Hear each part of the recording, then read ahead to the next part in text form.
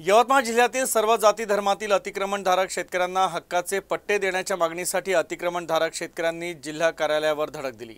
यावेळी विविध मागण्यांचे निवेदन जिल्हाधिकारी डॉक्टर पंकज आशिया यांना सादर करण्यात आले। स्वतंत्र राज्याची निर्मिती व्हावी तसंच जे शेतकरी अतिक्रमण करून शेती करतात त्यांना हक्काचे पट्टे दिले जावे, तर अतिक्रमणधारकांना शासकीय मालकी हक्काचे पट्टे देण्याचा कायदा देखील आहे। मात्र शासन प्रशासन याकडे दुर्लक्ष करतं, तर शासनानं याकडे लक्ष दिलं नाही तर तीव्र आंदोलनाचा इशारा देखील यावेळी देण्यात आला। अतिक्रमणधारक शेतकऱ्यांकडे संसाराचा गाडा चालवण्यासाठी शेती हे एकच साधन आहे। यवतमाळ जिल्हा आदिवासी बहुल जिल्हा आहे। अशातच अनेक भागात शेतकऱ्यांचं शिक्षण कमी असल्यानं शासनाद्वारे मिळणाऱ्या योजनांची त्यांना माहिती नसते।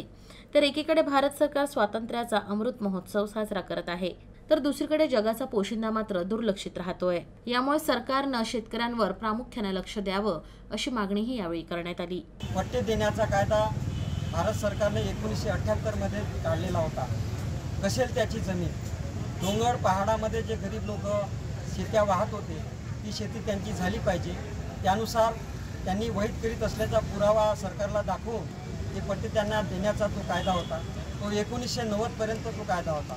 दुसरा कायदा वन हक्क कायदा 2005 पर्यंत ज्यांनी वहीत केलेली आहे आणि त्यांच्याकडे पुरावा आहे अशांना वन हक्क कायद्यानुसार जमीन देण्याचा कायदा आहे। परंतु याच्यामध्ये काय झालं की शेती वाहणारे जे गरीब लोक आहेत, अडाणी आहे, मागासवर्गीय लोक आहेत, त्यांना पुरावा म्हणजे काय हे माहीत नव्हतं। त्याच्यामुळे बरेच लोक वंचित राहिलेले आहेत आणि अनेक जाती धर्माचे लोक आहेत। सरकारने फक्त वन हक्क कायद्यामध्ये आदिवासी आणि पारंपरिक वननिवासी या लोकांसाठी तो कायदा अंमलात आणलेला आहे। परंतु त्यासोबतच इतरही समाजाचे जे गरीब लोक आहेत त्यांना सुद्धा ते पट्टे मिळाले पाहिजे। आणि जो 1990चा कायदा सरकारने जो रद्द केला महसूल जमिनीवरचा, तो सुद्धा कायदा सरकारने पुन्हा जागृत करून त्या कायद्यानुसार सर्वांना आतापर्यंत जे तागायत जे जमिनी वहिती करत आहे त्यांचा सरकारने सर्वे करावा आणि सर्व लोकांना पट्टे द्यावे ही मागणी आम्हाला सरकारकडे करायची आहे। आणि ते सर्व गरीब लोक आहेत, भूमिहीन लोक आहेत आणि ही न्याय हक्काची मागणी आहे। कारण संविधानामध्ये सर्वांना न्याय मिळाला पाहिजे, रोजगार मिळाला पाहिजे,